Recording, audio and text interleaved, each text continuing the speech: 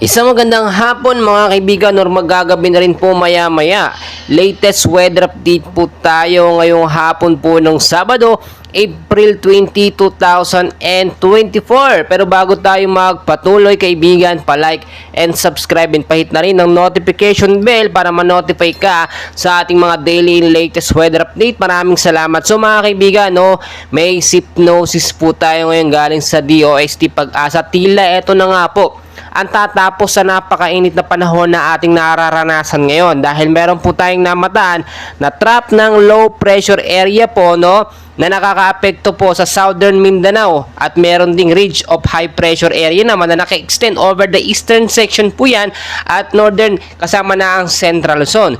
So mga kaibigan, narito ang forecast weather condition natin, yung mga lugar po na apektado nitong trap ng low pressure area, Si area po ng Davao Region, maulap po na panahon ng posibleng maranasan dyan with isolated light rains to heavy rainfall pagdating po sa gabi. So, pili-piling lugar po yan dyan sa Davao Region dahil po yan sa trap ng low pressure area or yung extension nitong LPA sa labas ng PAR na posibleng maging bagyo kung ito yung magkaroon ng movement or paglakas. Pero as of na, wala pa naman, trap pa lang ng low pressure area.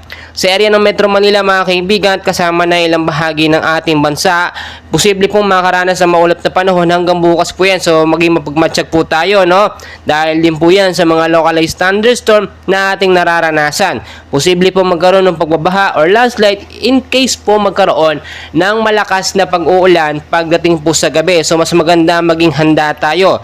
Mga kaibigan, ngayong araw po ay naitala, ang pinakamainit po na panahon natin na umabot po sa 35 degrees Celsius. Pinakamababa naman po nasa 26 lamang ngayong araw na ito.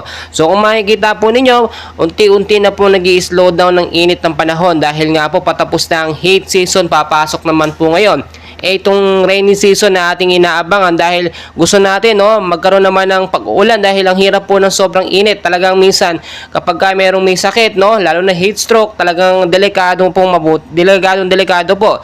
So mas maganda ugaliin po natin na uminom ng tubig, lagi magdala ng tubig na baon kung kaya lalabas at payong, sombrero, panlaban po yan sa init. Mga kaibigan, ayon sa Pag-asa, posibleng isang bagyo pong pumasok bago po matapos sa buwan ng Abril, So binabantayan po natin yan, patuloy tayo nagmo-monitor. Kaya dyan lang kayo mga kaibigan, and please huwag niyong kalimutan mag-like and subscribe for more weather updates.